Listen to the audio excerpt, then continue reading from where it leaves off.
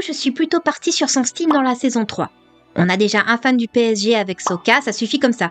Et puis on n'en est pas à un anachronisme près dans tes vidéos. Je jure que je fais de mon mieux pour garder une certaine cohérence dans mes délires. Et bien évidemment, on ne peut pas oublier son iconique cicatrice. On voit encore de cet œil d'ailleurs. Dans la série, oui, mais je pense que mon sadisme n'est plus à démontrer. J'ai essayé de reprendre un style assez proche des tenues de la série originale pour en faire une version un peu plus moderne, richement décorée, mais pas trop tape à l'œil non plus. En effet, mon Zuko tente de passer incognito pendant la majorité de mon scénario. Prince héritier de la Nation du Feu, il a perdu son œil gauche dans une attaque présentée comme un attentat sur le palais de son père.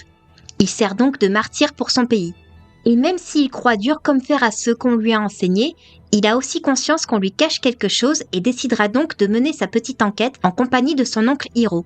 De fil en aiguille, Zuko remettra de plus en plus son éducation et tout ce qu'on lui a enseigné jusqu'ici en question, jusqu'à rejoindre la Team Avatar. Tu sais que beaucoup de gens aiment Zuko pour son évolution jusqu'au côté lumineux de la force.